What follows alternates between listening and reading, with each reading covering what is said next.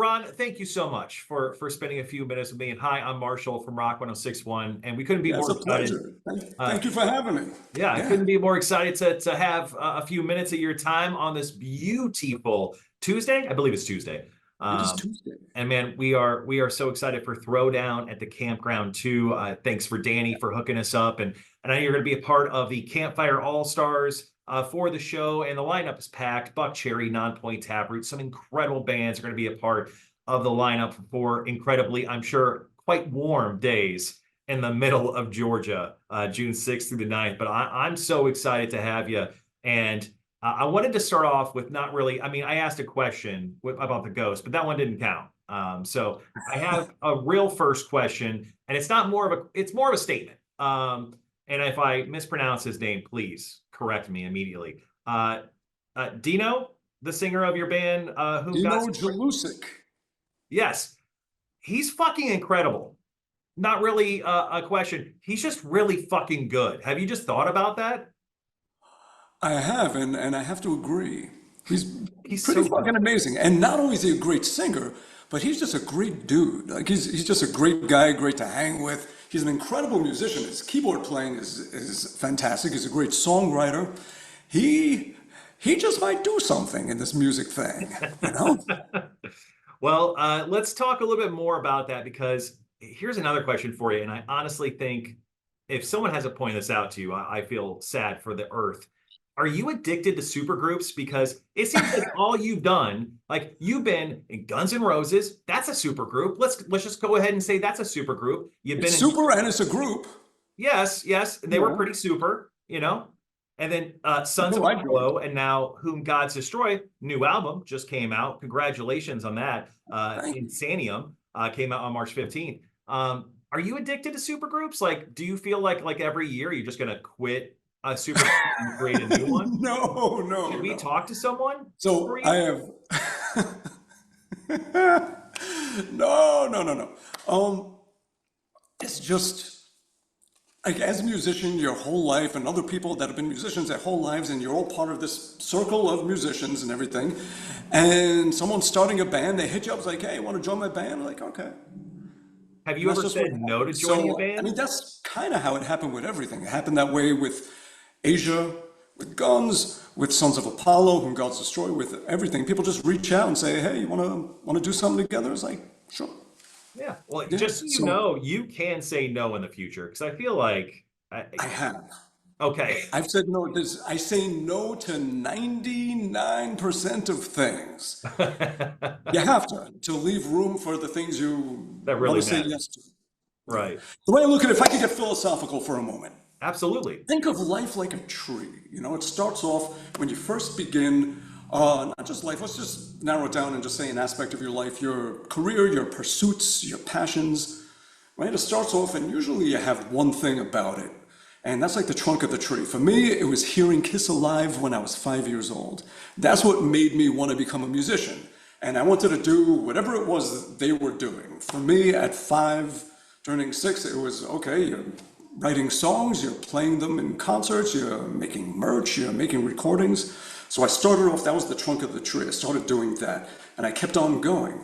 And as you keep on going and you learn more about songwriting, about music, about recording, about music theory, everything about playing, you start to share it with all the people around you and you record for them and you play songs, you know, and make bands with them. And each one of those things is like a branch. And that branch gets even more branches. And after decades of it, you got some heavy ass branches going everywhere. And then it gets to the point when your hair starts getting gray and you're running out of steam, that's me, and you have to start trimming that tree. It's like, all right, I need to cut this out. I need to cut that. I need to slow down on this. And it starts going the other way. And you start just making it more manageable because it gets too big to manage at a certain point. Like you spend the first bit of your life amassing things and building and growing. And then it gets to a point where you start becoming more minimalist and you want to start trimming things down and focusing more on specific things. So these days, I'm spending a lot of time doing producing and mixing, and I've always loved the studio more than anything else. So I try to work now, be less on the field and more as the coach and help other people get on the field and do their thing. So I try to work with a lot of bands, and I am more specific about the playing out that I do, where I used to just live, on the road, suitcase, hotel rooms. That was my entire life, and I was an absentee member of my family for decades. Now, I like being home. The pandemic for a lot of people was a big slap in the face, and it woke me up to a lot of things that I was missing and just how much I was missing.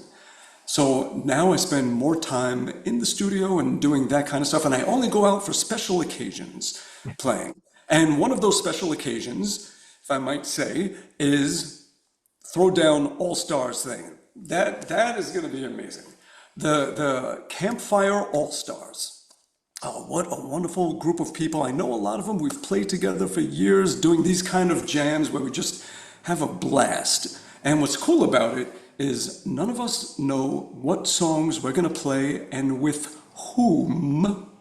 As in whom God's destroy. Say I threw the M on there, is what I did. Yeah. So you don't know who you're going to play with and what songs until it starts getting very close. And that's like, oh, damn. So it's a surprise for all of us as well. And it's a lot of fun that way because it kind of keeps you on your toes. In fact, speaking of this event, I would like to do something special just for your listeners. Okay. And watchers if they're watching this, and listeners if they're listening to it. Yeah. I want to give away 2 pairs of passes to the event, to the Throwdown at the campground. 2 sets of passes. I love that. And it will include side stage viewing and hanging with the All-Stars. So the way this will happen is you need to text the keyword All-Stars, ALLSTARS, to the number 202-988-0323. By doing this, people will be automatically entered to win, courtesy of the Campfire All-Stars. And this is announced solely through this right here with you. I love that. So Ron, are you frightened that you just gave out your cell phone number like that? Oh, it's not mine. It's well, let's tell people it is. Please call and text, obviously. Drummer of the Cult. So call around 3 a.m. He should be awake, I think. It's the perfect time to call someone. Well, yeah, Ron, he will be joining us. Yes, that's why I mentioned his name. And who else is going to be a part of the Campfire All-Stars? Because I think a gentleman from Disturbed will be joining as well, right? Is he? I don't know. I heard rumors. Who'd you hear? I heard that. Oh my God! You're not allowed to say quite yet. Does it okay, need to be maybe I shouldn't announced? say. How about this? I've heard some special people are going to be joining you. Yeah, some special people may join. Besides the special people, there is also other special people. There is Tyson Leslie, who's a dear friend of mine, an amazing keyboard player and singer. He plays with Vixen, and he's played with a ton of people. He's done so much with so many people. John Tempesta, who I've had some wacky times with on tour when like the Cult and Guns and Black Label were all touring together and getting into trouble in Romania and all kinds of things. And yeah, love John. He's fantastic. The Aranda brothers from the band Aranda, Gabe and Damien, they're phenomenal, great singers. The Duenas brothers from Un Loco, Carly Smithson from We Are the Fallen, Harley Hess, guitarist that played with Night Ranger and Foreigner. We got Johnny Hetherington, he's a singer of Art of Dying. I keep looking this way because I have it all listed so I don't forget anything. Miles McPherson, drummer, he played with Paramore. Samir Bhattacharya, the guitarist of Flyleaf. Yeah, you nailed that name. That was really good. That you can't name yet, but you're just dying to. I know it. I know you want to say who it is. Yeah, well, that already sounds like an amazing lineup, and I'm guessing you guys will be rotating, obviously, throughout the entire track list and set list you guys have for the night. Different people playing different songs with different people, like a whole mishmash of just random. The hell knows what's going to happen? Yeah, that'll be very, very exciting. Well, we'll come back to Throwdown Campground 2 here in just a second. What do we got here? This is the guitar that I'm going to bring. It's my double neck fretless on top. case anybody yells free bird. And not fretless on the bottom. This is what I'm gonna have. So whoever's hanging out is welcome to grab this thing and play it. And yeah, this Wow. is. You have a lot of faith in your fellow musicians not to mess up your musical instruments. Well, if they destroy it, then I don't have to bring it back on the plane. It's lighter and easier to travel, and yeah. So let them Yeah, break. very positive outlook, Ron. You really do. Well, let's come back to the Campfire All Stars here in just a second. Obviously, Ron, you have been in so many supergroups, which you've already covered. Let's go to Guns N' Roses for just a quick second. And I just want to talk to you. Obviously, you were in the band for a little less than a decade, and you had an incredible run with them. You obviously did a lot of work on Chinese democracy and everything, but you were with them for such a long period of time. I'm sure there was tons of like memories and everything that you can just pull from. What is your favorite memory? Maybe it's a little moment where you threw a pie in Axel's face. Maybe it's a large moment where you played in front of like 100,000 people. What's like one of your favorite moments from that entire Guns N' Roses run? There have been so many, my God. When I first joined the band and nobody knew who I was yet, remember one time we were playing in, God, where was it? It was either like Scotland or Ireland or somewhere. So before the show, while people were waiting online, I took a bunch of pastries from backstage and I just walked out and said, free pastries for Guns N' Roses fans. Yeah. Would anybody like a pastry? And I was just handing out pastries to everybody. And then later on, wait, that was the guy that was just giving us pastries. And, Hey, that's it's a just full service random band one that member. popped in my head. There's so many. There was this, all right, I shouldn't call this a favorite, but just a memorable thing that happened was we were going to play in Rio, and the bus with the crew on it broke down on the way there, and they had to get that sorted, and it made all the setup for that show about 2 hours late. So they were delaying opening the doors to let everybody in. At around the time that the doors would have opened, a huge, huge storm, it might have been, seriously, it might have been like a small tornado, Oh, hit the stage. And there were sheets of metal flying across, like through the air from the roof, and the entire stage, everything on it, all the trusses collapsed. And if they didn't delay the doors, it would have collapsed right on the people. wow. That's So the some show was, intervention. yeah. So the show was, of course, canceled for the evening, and we had a few hundred people in front of our hotel that were just hanging out there. And I went out with an acoustic guitar and just sung with them for about 2 hours on the stairs, and then we came back a month later and gave them the show and all. And yeah, I mean, there's been so many events, so many things like that happened. How cool, how incredibly cool is that? Like that's like some godlike intervention that made all of that possible. Very, very cool. Yeah. Well, all right, I'm You once never again, know what's gonna happen.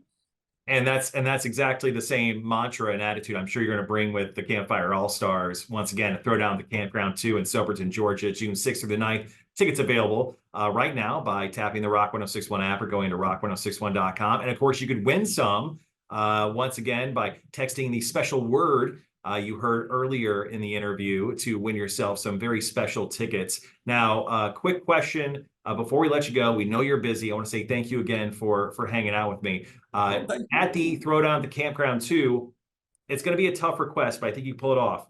Will you please hand out pastries to everyone in the campground? I demand it. I demand it, Ron. If there are pastries, and I know you're there watching to make Yep. sure I do it, I will do it. Perfect. Well, I mean, it's the little things like we talked about that really make a whole show the best show you've ever been to. And I think this is what's going to put it over the top, the pastries. Mhm. Well, There's been so many crazy stories, but if you have to go, I'll shut up. no. Let's fit in one more. Let's fit in one more. Give me one more great Ron story. And this doesn't have to be with the Guns N' Roses times. Give me a great touring story that you sometimes wake up, believe, did that happen? Did that really happen to me? There's been a lot. Okay, doing a solo show in Malaysia, playing at this big festival, like 10,000 people. And I get there, and the promoters say to me, "We had a little issue, but it's resolved." I was like, "Okay." And they say, and this officer came to us and said that you're on some sort of blacklist because of something your previous band, the aforementioned, did, and you are not allowed to play here. And he said, if you play, you will be arrested. And I was like, wait a minute, I've played half a dozen times in Malaysia. I used to do a lot of work with the State Department, and they would send me to all these countries, and I would play with local musicians, and Malaysia was one of them. There was no problem then. Oh, It's like, well, we got it sorted. They just asked that you don't mention the other band's name on stage. Like, well, I wasn't planning to, so it's fine, okay. So, okay, whatever. It was some immigration officer that showed up. Then it's about a half hour before I'm about to go on stage, and they said, oh, the problem has returned. They asked if you can not be on stage when you play. I was like, what? I was like, so you want me to just like hide behind a curtain or play from off stage? It's like, yeah. And if you don't do that, they're gonna arrest you. I was like, well, fuck them, I'm playing. And it was about 10 minutes before I was going on, and the promoter told me again, he's like, they're here, and there's about 10 of them. I was like, well, fuck them, I'm playing. So I played the show, and right at the like 30 seconds before I'm finishing the last song, there were two, a team of promoters, two dudes, and one of them calls, all the cops were waiting behind the stage to arrest me. oh my God. And he said, I want to bring you into the office. I just want to go over something with you. And they had a time so that they would bring the cops into the office right as I finished, and the other promoter and a bunch of people scooped me up like a human shoveling dung, and they grabbed my stuff and grabbed me and threw me into the back of a van and shot me over to the hotel to get me out of there. And then the cops came running back, I heard, and like, where is he? He's like, he's gone. He's just gone. Wow. So it's like, okay. And all right, fine. So I think it's done, over with. And then at about 2 in the morning, I get a text from the promoter. He says, you may need to flee to Singapore. It's about a 10-hour drive. I was like, I'm not doing that. No. I was like, well, if you go to the airport, they might arrest you. I was like, well, fuck them. Let them try. Go ahead. And I went to the airport, and everything was fine. And I've been back to Malaysia a bunch of times since, and everything is fine. It was just like one dude that was trying to extort. I think what he was planning on doing was arresting me, scaring me, and then if I don't pay him off, Right. they'll hold me until they get money out of me. And I've had a lot of weird things like that at immigration spots in different parts of the world. I had one where they stopped all of the immigration, checking people's passports and letting them through, and just left a dozen lines of people waiting there. And they took my passport and wouldn't let me leave until I took pictures with everybody. And I have all these angry people just looking at me. It's like, it's not my choice. I don't want to be doing this. And they would not let me go until I took pictures with everyone. Then they gave me my passport and let me go. And another time, the TSA agents, it was two women, and they just stopped checking everybody's stuff to take pictures. And they were taking pictures where they would like give me a kiss on the cheek. Yeah. And each one was getting like closer and closer to my lips, with my wife there watching. And meanwhile, people's belongings were falling off the belt onto the floor, like laptops and things. Yeah. Like, people are fucking nuts. And that is the moral of the story. People are, That is the moral of the story. People are fucking nuts. yeah. And it makes for some interesting stories on 106.1. Yeah, absolutely. And yeah, please do not kiss Ron unless he expressly says, please kiss me on the lips. And as Which long as you're not a TSA agent letting people's belongings fall onto the floor, and the thing is, I mean, somebody could have been smuggling in a weapon or something like that, and it would yeah, have just went right through. un- People are fucking nuts. and people, and that is the absolute conclusion of this interview. We are all kind of nuts, but especially TSA agents. So let's all get together at this wonderful show and let's all be fucking nuts together. I fucking love that. All right, ladies and gentlemen, Ron Bumblefoot Thale, thank you so much once again. Appreciate you. Grab your tickets now. Throw down at the campground too, happening in just a few months. And obviously, you can still win yourself some tickets if you go back in this interview. If you're watching on YouTube or if you're hearing this some other place, make sure to put your name in the running to win yourself some free tickets. And we will see you very, very soon, my friend. Looking forward to it. Thanks, man. I appreciate you. Thank you for your time. And then we'll see you out there in Silverton. Yeah, I'll see you very soon. All right. Thanks, man. Take care. Bye bye. See you.